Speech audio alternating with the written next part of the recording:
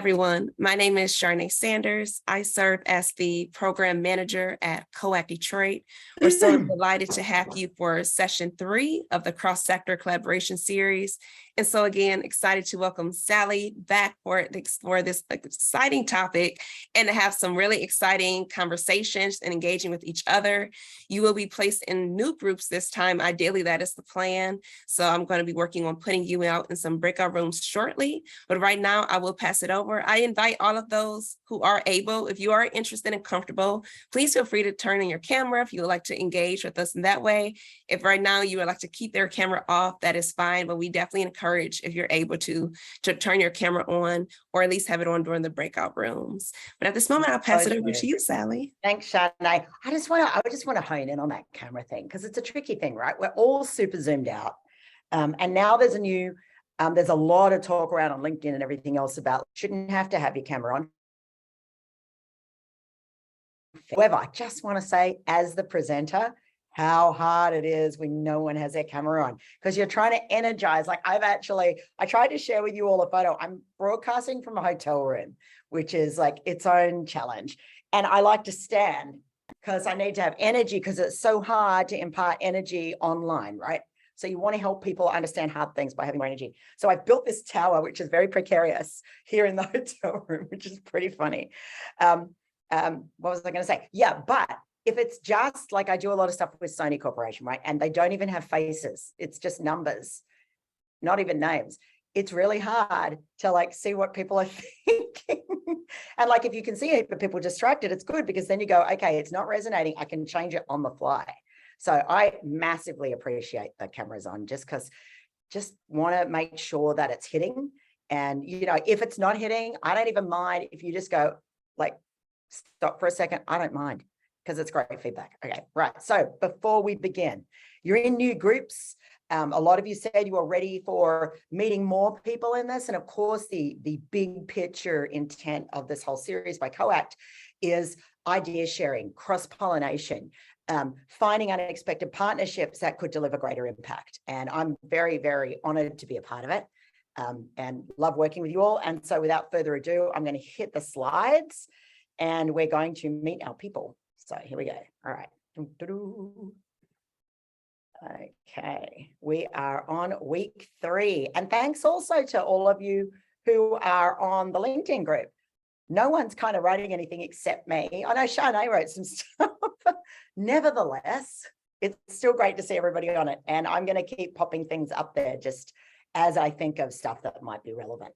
But before we hit backwards, now backwards is a lens that is all about delivery. So it's not about idea generation or any of that other stuff. It's about when you have something that you need to do, how do we actually rethink it so that it has more impact, it's more economical, and a whole lot of other good things. Essentially, frugal innovation is the big focus, along with sustainability as a default.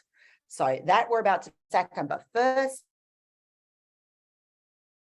I have this series, which I thought was super interesting. Back in 2017, Oprah magazine ran an article called Let's Talk About Waste with a photo series done by Chris Buck, really well-known photographer, where he essentially role reversed some of the classic race stereotypes.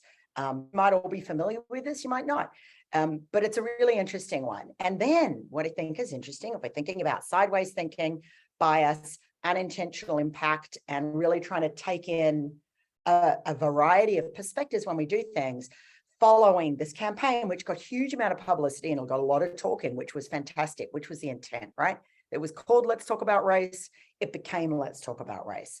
But then you had pushback. Like you can see here, a little screenshot from Twitter, where a comedian in the UK who is black skin was upset that the photographer was white skin because she said that he shouldn't be the one to do the commentary. It should have been someone else, specifically about the Barbie photo. So it wasn't a Barbie, it was American Doll, I think. The white girl looking at a whole shelf of dark-skinned dolls. But shortly after that, like I think in 2020, Mattel, who had been talking for a long time about the complete lack of diversity of any of its products, let's face it. I tried to work with them a couple of years ago on this and they weren't ready. However, 2020, they have now become the most diverse doll range in the world because they've gone curvy, they've gone different colored skin, they have some alopecia, they have somebody in a wheelchair. So it's really interesting to look at what people do to provoke discussion, well-intentioned stuff that nevertheless still doesn't resonate with certain groups. And you can't please everybody, but it's still good to be aware, especially in cancel culture right now. You know, should that have been the photographer? He had amazing effect with his photos, but like some people feel no. And then what Barbie's doing, which some people think perhaps still isn't enough because the proportions are whack. But other people say, look, it's actually a great reflection of society and you can buy anything you want as long as the store stocks the whole range, right? So tricky thing, sideways thinking. There's nothing straightforward about it, but in terms of having the discussion, super important. And in terms of trying to push past your own preferences, essential. So I'd like you all to go into your groups and meet each other, please. So we have 10 minutes for this session because you're actually going to introduce yourself, your organization, the main thing that you do. You know, I'm sure you do a lot of things each, but like focus on the main thing. And then I'd love you all to just briefly chat about what aspect of sideways thinking resonates most with the work that you do. So look forward to hearing how this goes. I'll poke in and out, but like if I turn up in your chat room, don't just ignore me, please, because I know it's all happening there and I can't really add to this discussion. But and Sally, if you don't mind just giving me about 2 more minutes, the breakout rooms, we're still just getting them situated. Oh, sorry, did I go too fast? All right, well, Oh, let's do the opposite then. So does anyone want to unmute and share with me any takeaways they had from last week that they were able to apply to some aspect of the work that they're doing? Do you want to, I mean, it's early in the morning. It's not early in the morning for all of you. Wait, it's only early for me. Oh, so everybody's awake. So does anybody want to share with me a thought from last week? It can be negative, it can be positive, on how this might impact the way you're looking at work. Sally, I can share. And I know you and I had a conversation. So hi, everyone. Good morning. I'm Danielle Hilliker. I'm the president and CEO of Southeastern Michigan Health Association. And although I was not able to attend the entire session last week, I was able to jump on, and I feel like it was just at the perfect time because it resonated specifically about, working with staff members differently and trying to be more receptive and responsive to the needs of my team. And so we since then have had a couple conversations with our Chief Human Resource Officer and Sally, and in trying to identify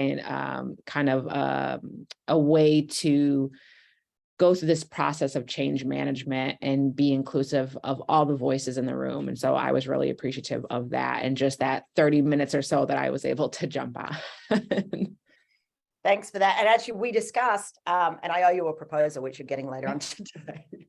No problem. But we discussed the importance of constructive criticism and actually the importance of agreeing as a culture of how to frame it as well as how to receive it. Because I find, I work all over the world, but I do find that certain cultures are much more sensitive to constructive criticism than others. And Americans are particularly sensitive, in my experience, compared to some of the other cultures that I work with. Australians are pretty sensitive too, actually.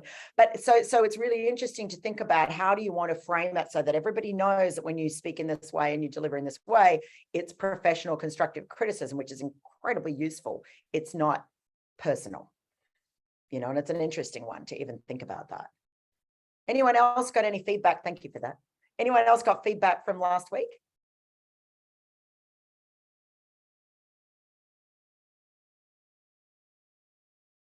All right. How are we on the room, Shanna? Are we feeling ready or shall I go a little? No, yep, we can head it. I can open the rooms right now.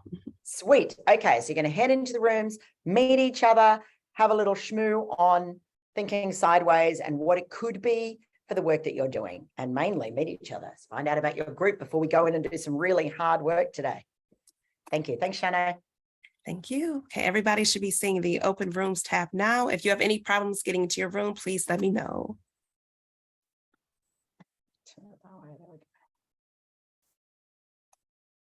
People like they're getting unfortunately. Welcome. Thank you, Andrew. Just good chat.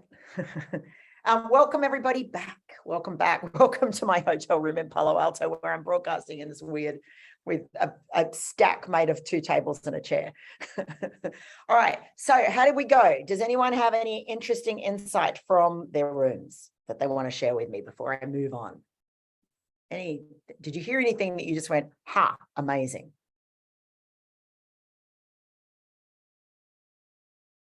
That's okay. I'm going to move on to backwards, because this is, okay. So, at the beginning of everything, I always say, this is really hard and it's a lot of information. You can come back to me afterwards if you want to talk about it. It might take a while to digest, etc., because it's not simple. And this particular lens is definitely not simple. However, it is so useful for everyday delivery of services, programs, campaigns. It's so useful. And it revolves around one really, really simple thing. And that is, most of us, when we're trying to do something new, when we're trying to deliver something, most of us focus on getting it started. Like, when's it going to start? Who do we need? Let's get it moving. Is it working, right? And not often do we say, at what point should this end? At what point, what is the time frame that we're setting ourselves for maximum impact? And so if we not only set the end date as a very intentional piece of a campaign or strategy or service or product, then we look at all the components that make up the delivery of that thing with fresh eyes. Are all of them relevant to that time frame? Not just the things we have on hand, but if we are building something frugally innovative and economical and robust and resilient to hit a time frame, as soon as we know what the time frame is, and particularly when we shrink it, which is my specialty, which we're going to do, suddenly you are forced to rethink your assumptions about what you needed in terms of resources, people, whatever, materials, whatever it is, what you needed to make that thing have massive impact. So this is the backwards lens. It's all about time frame, and it's specifically all about sustainability, because that comes in many forms. So here is one of my favorite series, the Midway series by Chris Jordan, who ran around photographing baby albatross, specifically the gut contents of the dead baby albatross, right? So they're very beautiful photos he took.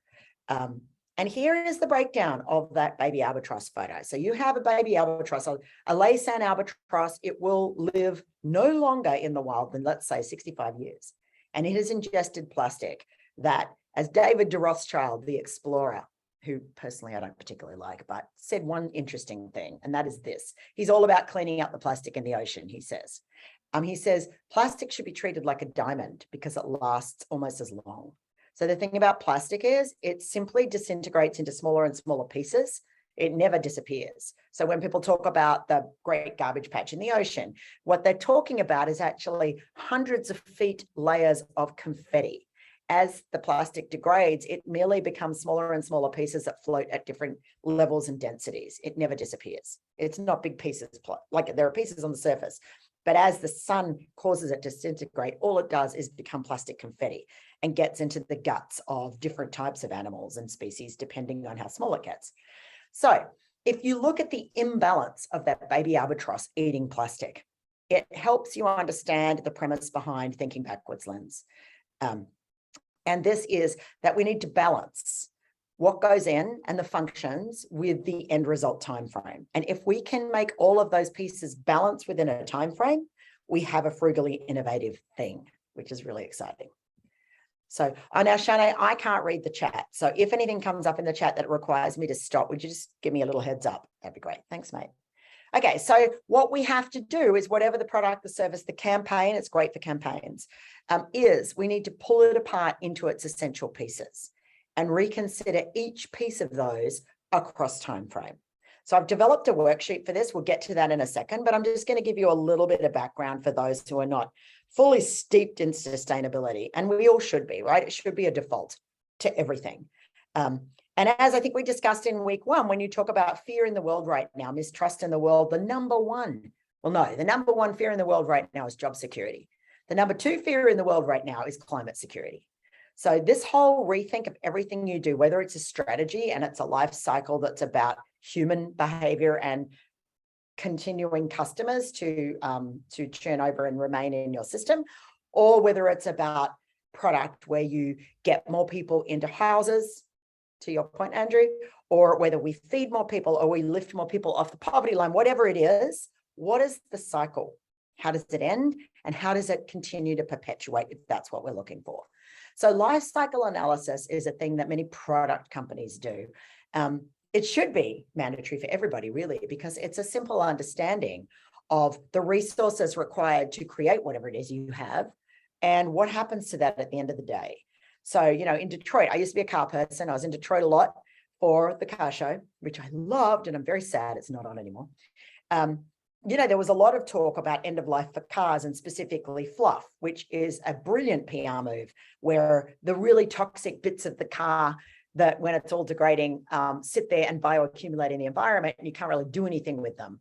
Were called by someone PR-ish in the 50s fluff, which makes them sound really like innocuous and non-harmful, whereas in fact, they are the most toxic piece of a dead car. Interesting, right? So the classic life cycle is, here are the resources, we process it, there's all the energy used to make it, it goes to the consumer. A lot of people cut off there, but if you really track it, then when the consumer's finished with it, it usually goes to landfill, right? And if you're talking about a circular economy, which the entire world should be, and many people are, and it's one of my specialties, what you want to do is look at, okay, at the end of the day, when this thing is ended, every piece of that that's still existing as like a material or a whatever should either biodegrade like nature does or go back into a cycle of usefulness. And so when we talk about recycle and upcycle, these are some of the elements of a circular economy. So rather than chuck it in landfill, what you want to do is look at this thing, and it could be a service, right? We still have energy costs and people costs on services, on campaigns. So this is not just product, but the drawings are always product. So it's good to know these terms, right? So recycling is when something is looping round and round and round, although there's usually an energy cost to keep it looping. So glass, and I'll say it your way, aluminum, I would say aluminium. Any Commonwealth people out there will understand me. Aluminum and glass are a great example of recycling in that it takes a lot of energy to keep it going, but both the glass and the aluminum, as they're reused, maintain their original strength and characteristics, which is great, right? Paper is in fact not recyclable. When you recycle cardboard, you're downcycling because every single time it goes through the cycle, its fibers pull apart and it's less and less useful. Same thing with plastic. So it's not recycling, it's downcycling, but you're still getting a little more use out of it, right?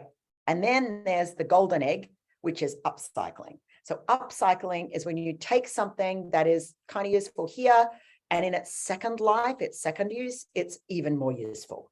So you could argue that polar fleece is a great example of that. You have a single-use plastic bottle, and when someone turns it into a warm fabric, it lasts for quite a long time. And then ideally that warm fabric goes back into fabric recycling, and it probably makes the shopping bags that you get that are kind of fuzzy, right? So these are different ways to think about how we can have a product continuing in the system. One of my favorite, because some of you may know I'm a green hydrogen person, is this one here, where you could actually go to a sewage plant. This is amazing. You can go to a sewage plant anyway, or organic landfill, or animal waste, or all of those things that are super relevant to every city. And you can already turn that into hydrogen using solar. So this is huge. We could, in fact, have an instant hydrogen highway right across the country if every single sewage facility just made energy from that waste, which would be really cool, but like that's not happening. I keep saying it, somebody will do it one day, right?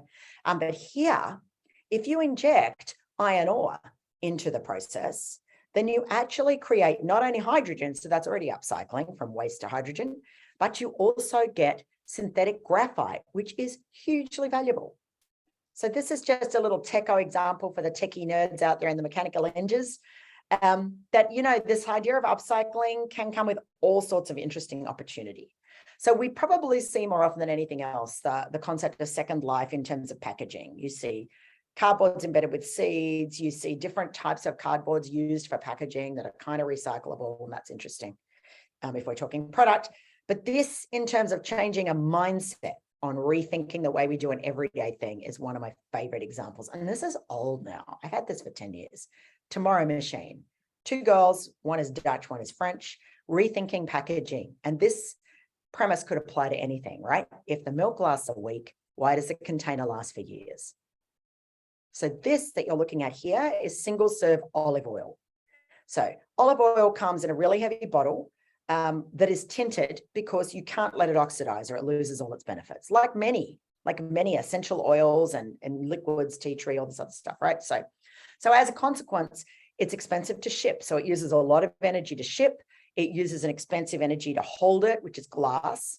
And so these guys totally rethought it as a little ball, single serve of caramelized sugar with beeswax around the outside to keep it from breaking. So now you have a totally different proposition. If this is single serve olive oil, super light, it's probably in some sort of egg crate scenario that could be fully recycled. Now the transportation of this thing has been completely blown apart because you have super lightweight and you have no waste to handle afterwards, because when you've cracked this thing, you chuck it in the garden and it's just starch. So it just melts away. And what's interesting about this is this could pertain to so many different things, because if you even your classic tin can of tomato sauce, right?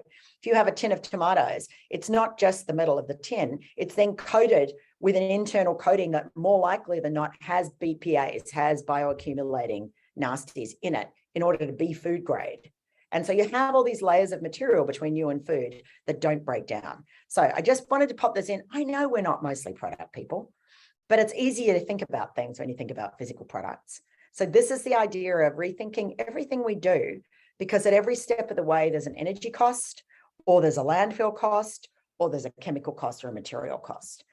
So too in drones, you think of drones as super high tech, super edgy technology metal, but actually there's a huge market now in biodegradable drones. So you can send them into inaccessible places with supplies. If you can't get to a war zone or a difficult place, or a place that for some reason is flooded or whatever, you can actually send in drones with the supplies. And then if you're worried about enemies getting their hands on them and co-opting them or whatever, these drones can have printed circuitry and they can just biodegrade. So it's, again, rethinking what we have and rethinking how long we really do need it to last. If you don't need something to last a long time, don't make it with materials that last for hundreds of years. And you'll probably, in the making of it, not only create innovation, but save yourself a ton of money, because printing circuitry is so much better than creating real circuitry. So why would you create real when you don't need to? So I'm keen for you all to get back in your groups, please, and just talk about right now where your organization is at with sustainability. Is it something that you all think about every day? Is it something that you come together at certain times and the whole place discusses how to be more sustainable? Or if not, how might that look? Very keen to hear what goes down in those groups, but I won't eavesdrop. I'll just wait till you all come back and you can share with me. All right. Andrew, get into your group this time, mate, so you can meet them. So Andrew's group, you actually need to meet Andrew and then start talking about sustainability. Thanks, Shano. Thank you, Sally. Okay, I'm going to also drop that question in the chat. All right, I'm going to send everybody to the breakout rooms right now. If you have any problems getting to your room, please let us know.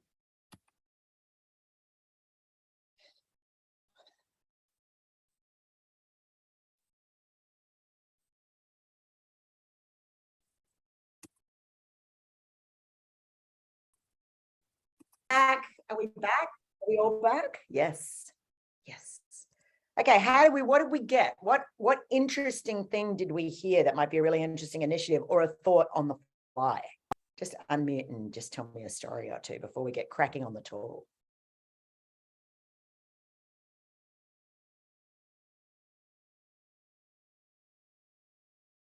Anything? No, you just want me to get cracking on the tool. That's cool. I can. All right. Well, hopefully you're getting on well with your group and we're ready to all smash heads together, because this, as I said, is tricky, but good, useful. So this is my backcasting Actually, tool. Sally, I'm sorry to interrupt, but can we just do a pulse check if the group feels like they need to just take a step away for like the short now break? is when we're breaking. We're gonna have a 5 minute, right? Yes.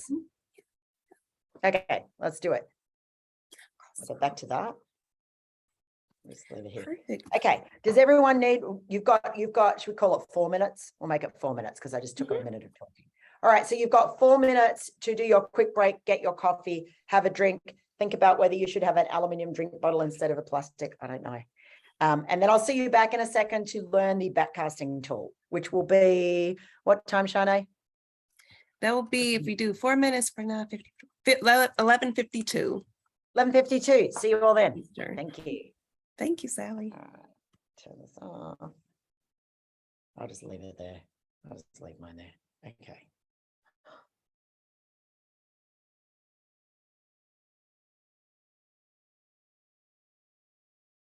Okay. I went and did steps this morning and my legs hurt, so I'm just going to sit down for a second for the break.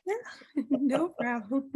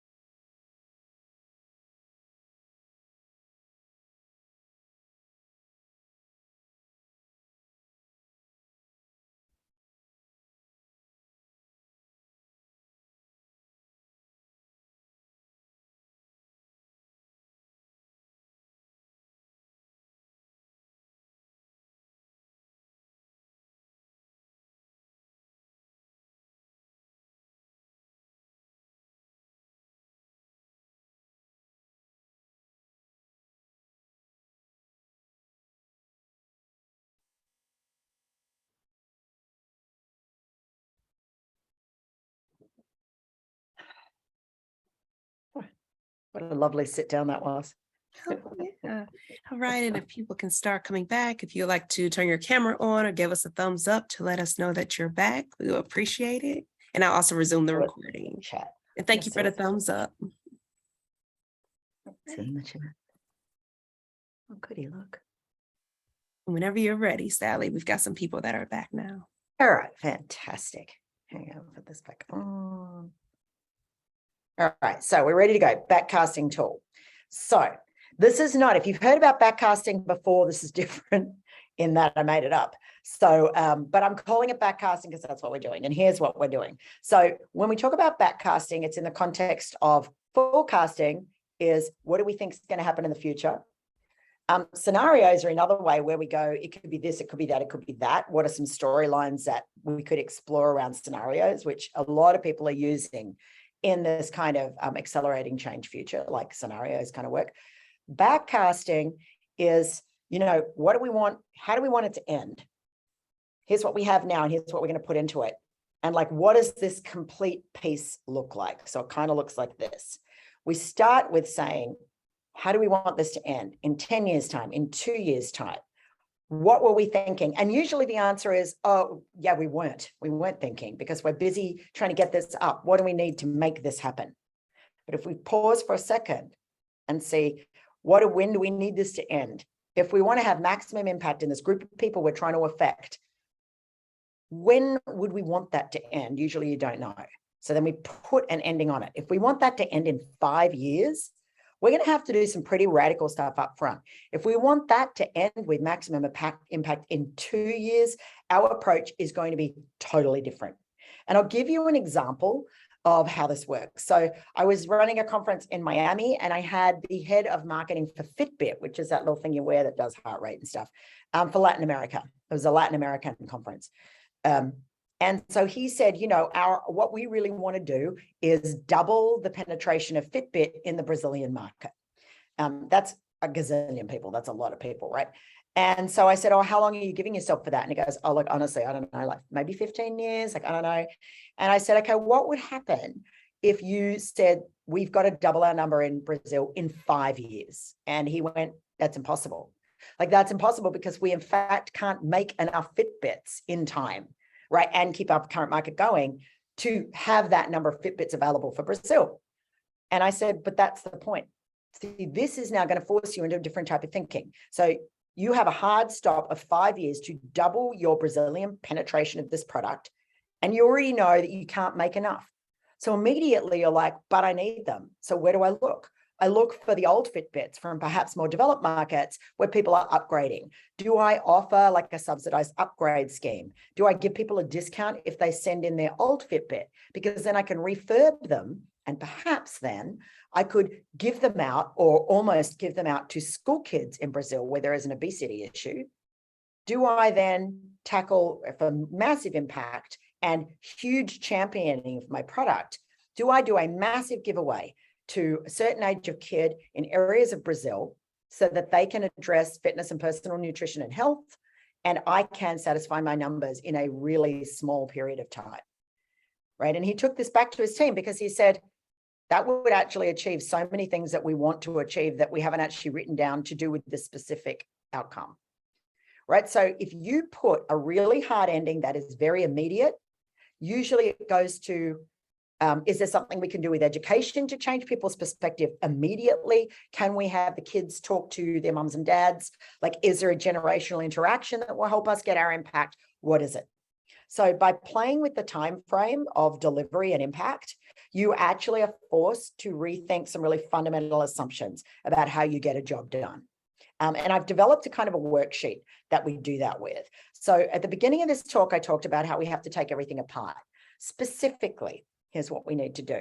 We need to look at the parts of a thing. Now, I'm again using a product as an example, but whether it's delivering a service, a marketing campaign, whatever it is, what are the moving parts? Like if you're doing affordable housing, there is housing, there are the people, there are the steps to get there. Maybe there's transport, maybe there's furnishings, maybe there's power and the other things that you need for a house, right?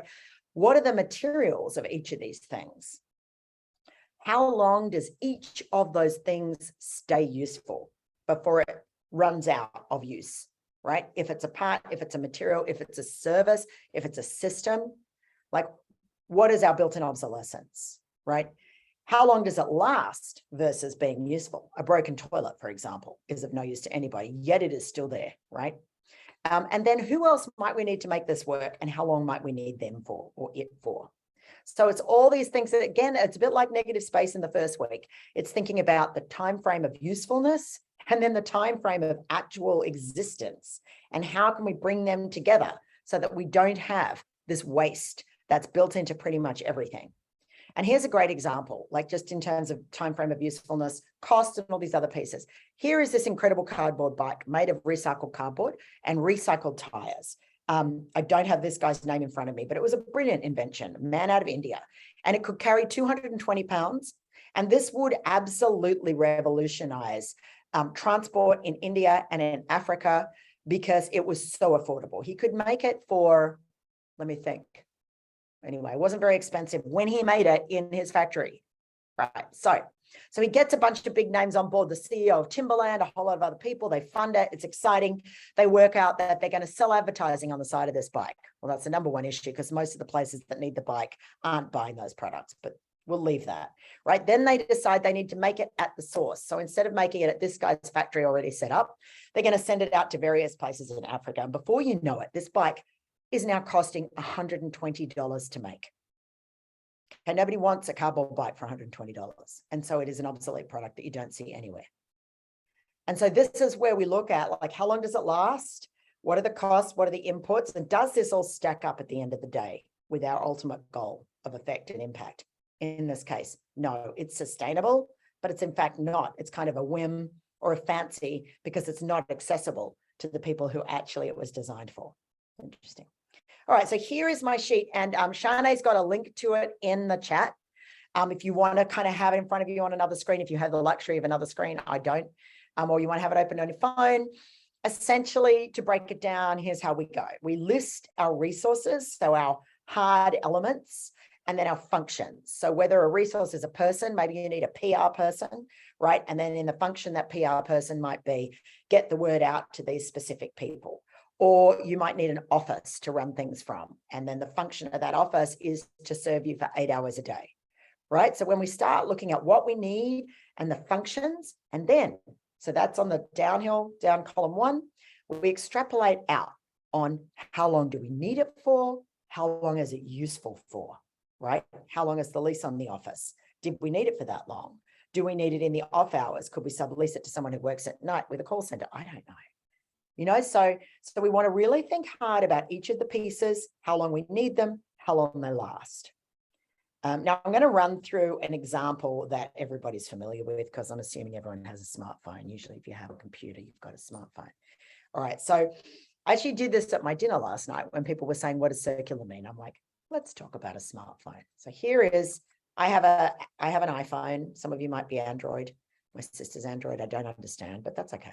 All right, here we go. iPhone. So consider the parts of the iPhone, right? You've got a glass screen, plastics, aluminum, a battery, and I'm calling the circuitry just circuitry because it's all those different metals and bits and pieces, right?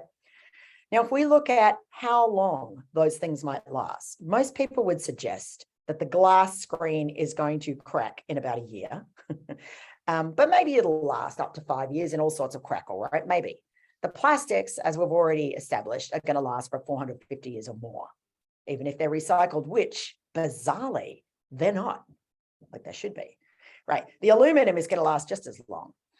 The battery, maybe 5 years, if you're lucky. They seem to be getting shorter, not quite sure why. And then the circuitry starts kind of getting a bit nasty, maybe the 5-year mark. But then if you look at the functionality, and normally I do this with you, but I'm just going to whip through it so you can get to your rooms. Functionality, it probably will make calls for as long as the circuitry works. So let's say 5 years, and as long as the battery works. The music and videos will live forever as long as you can keep some charge going on that thing, right? Connectivity is going to depend on plan, a whole lot of other things, but essentially as long as the circuitry and the batteries work, you're okay. And even if the batteries don't work, we could hook it up to solar and we could be using it, which I'm very big on in developing countries, as just the computer that it is, right? Right, so if you consider that most of us, like quick poll in the room for the people that I can see, who has an iPhone that is more than 5 years old? How many people? Just do me a hand, like a wave, like a queen wave. More than 5? I think I'm probably 4 and I'm about to upgrade. Has anyone got an iPhone that's 10 years old? I'm going to say you don't because it's a brick. Anybody? I can't see you all. Has anybody got their hand up? No, right? No. Right. So here we are with a piece of technology. And let's not even talk about the lithium battery in here, which cannot be recycled and has zero life in it, can't be replenished, and is kind of nasty. All right. So we have the makeup of this thing essentially lasting so much longer than the functionality that, in fact, if you wanted to create an incredibly effective smartphone, you might print the circuitry, create a hardened cardboard cover with wax over the top of it, and mainly create it to be taken apart at end of useful life so the various components could be refurbished or recycled. So Herman Miller, when it makes an office chair, makes it designs for disassembly so that every piece of that chair can be taken apart and can be recycled or reused a certain way. And circular economy would suggest that every item should be made in order to be dismantled at some point so that it can be reused or refurbed. Now, if you were doing that with the iPhone, it probably wouldn't keep changing shape. Maybe the iPad is a better example, even though that keeps changing shape too. Because every time it changes shape, it requires all the new bits again. Or maybe we'd have a cartridge insertion with new circuitry and a new battery and just keep this thing. Or why isn't there a massive second market where all the kids in the world that need connectivity but can't have internet could be using the computing capabilities of this thing attached to a piece of solar? Right? So if you rethink phone and go, we only need this for 5 years, this substantially alters in terms of what it is and, interestingly, what it would cost if everybody acknowledged that it was a 5-year proposition. So that's kind of how this works. But now we're going to do it with your kind of systems. So one of my favorite books, period, is a book called Frugal Innovation by a guy called Navi Raju, who also has a great TED Talk. And he's a friend of mine. He is incredible. And, most books have filler. Most books you read a bit and then you go, I'm not reading the rest. But this book is so full of good stuff, which is essentially this piece. Creativity before capital is the way I've developed both of my products, the ones that went really well. And it's about, don't go seeking funding. Look at how you can make this as frugal yet effective as possible. And then scale it if you can get funding, rather than go in with a thing that requires crazy amounts of money from the onset. What are the other ways that you can rethink? Okay, so because of course it's much more cost effective to be frugal in the beginning than to spend the cash and work out that you could have done it better another way. It's good for your brain too. So here's what I would like you all to do. First, I'm going to give you 2 minutes to think about a service or a campaign that you're planning to push along in 2023. All right. And I want you to think about how long you think you need for that to have the impact it is intended to have. So you might say, I want to house a certain number of people who are currently unhoused. I want to do that in, how long did it take to build stuff? 10 years? I don't know, Andrew, are we thinking 10 years? I don't know what your time frame is on that sort of thing, because I'm an architect, so I know how long it takes to build, and it's expensive right now. Anyway, but I have designed something for that. We'll talk about that later. All right, I'll talk about it next week, my design.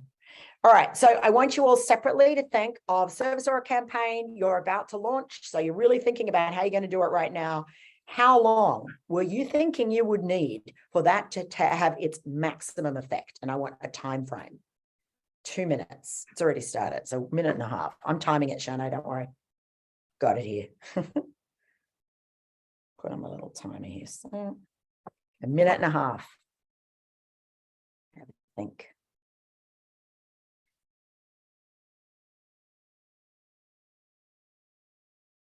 And when I finish this session, I'm actually about to do this with a piece of software I'm developing. So I do practice what I preach here.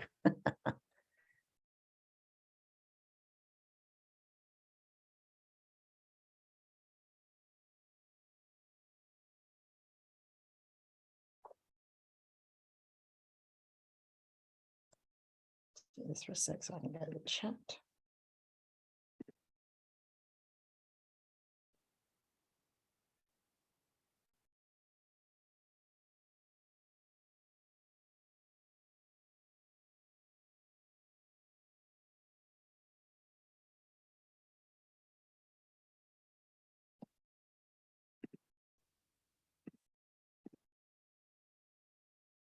Okay, we got 30 seconds more to just get that time frame sorted in our head.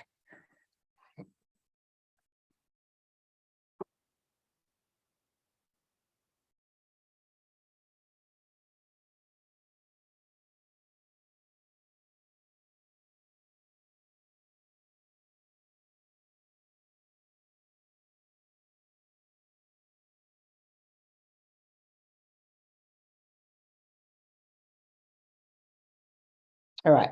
Okay, so we've done that. Now, this is where it starts to get tricky. I don't want to lose you. Let's just keep pushing. So now, I want you to make the delivery time of what you're trying to achieve 2 years. 2 years. So if you're trying to get a whole lot of people into housing, it might mean that some people are going to start sharing parts of their house, people that have never shared in their lives. Who knows? And it's not the low-income people. Maybe it's someone else. Who knows? You've got 2 years to have maximum impact. And don't go, you know what, that's actually impossible. But remember, parkour and all the other things that we do, Understand that you don't know the answer to that. You've never seen an answer to that, but like push really hard for 2 minutes to think about, okay, how am I going to make that happen in 2 years? What do I have to radically rethink to make that happen in 2 years? And I'm timing you 2 minutes. Bit of hard thinking.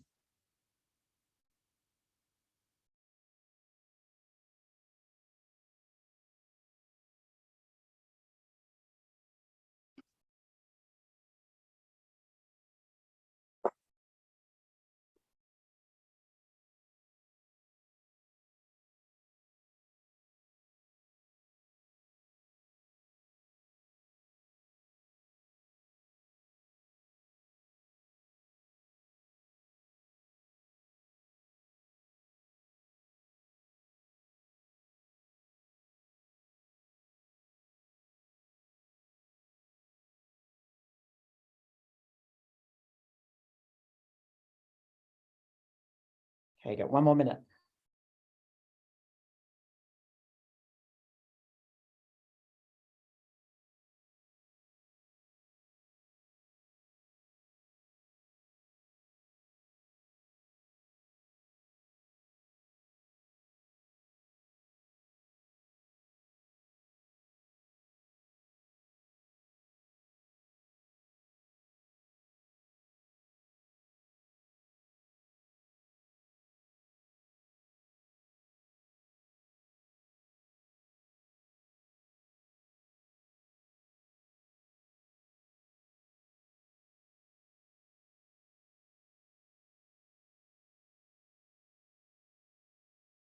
Couple of seconds. So hopefully you're churning away going, what if it was education?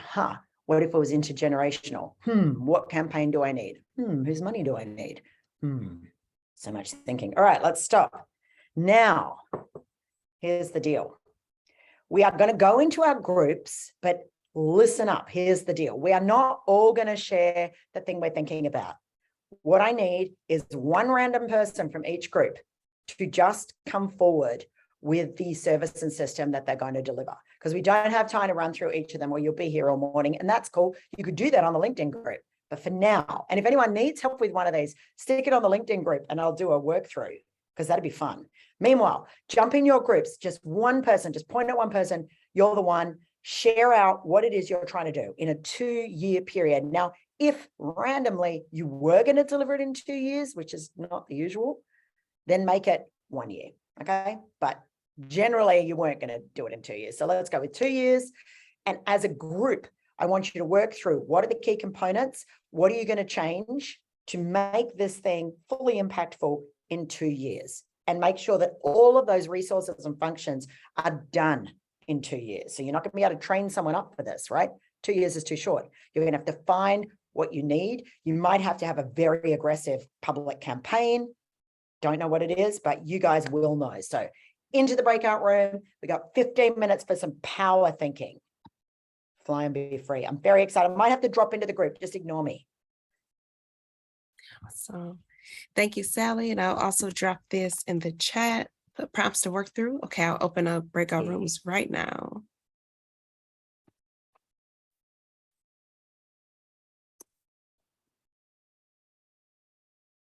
I'll just get that there so I can get in there. My bad. I was on the wrong screen. Breakout rooms. There's no one here. There's no one here.